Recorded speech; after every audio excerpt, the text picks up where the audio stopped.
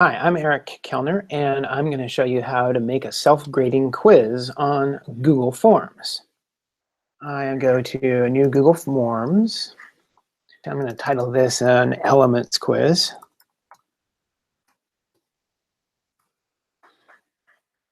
And my first question is going to be multiple choice. And you've got some choices when you want to make a quiz. You go to Settings, and with quizzes, you want to make this a quiz. And you have some options. You can release the grade immediately after a submission, or you don't release. I'm going to make it immediately after each submission because I'm going to want this one to be a formative assessment so they can see their answers right away. And so you have some choices of what you can let your respondents see. They can see their missed questions, they can see the correct answers, and they can see the point values. Since it's a formative assessment, I'm not going to worry about point values. So I'm going to save it right there.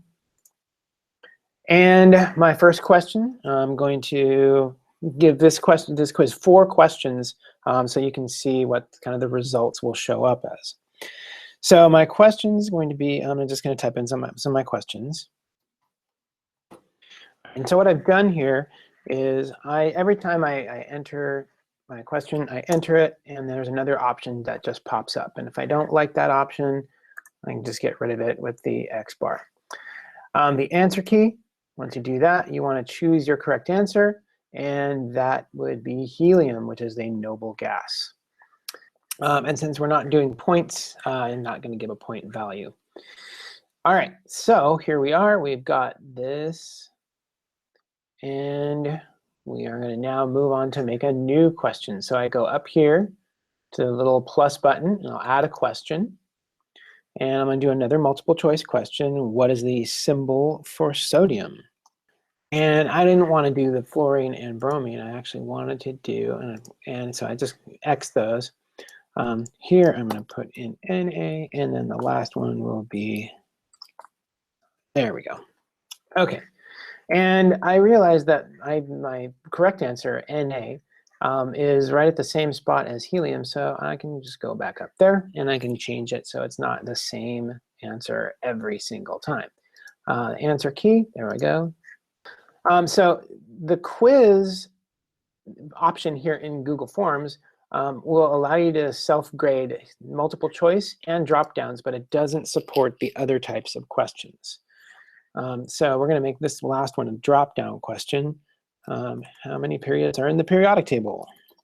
And I'm going to go choose drop-down.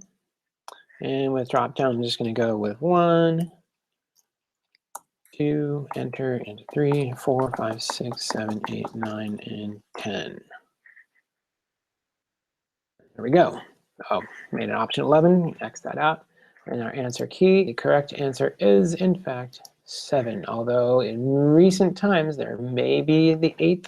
The 8th is coming very, very soon because we've filled up the 7th period. All right, so now we have our questions. We've got a drop down. And if you wanted to know how to make true false, you can make it either as a multiple choice or a drop down. I tend to want to make true or false as drop downs. It's just, for whatever reason, cleaner looking to me.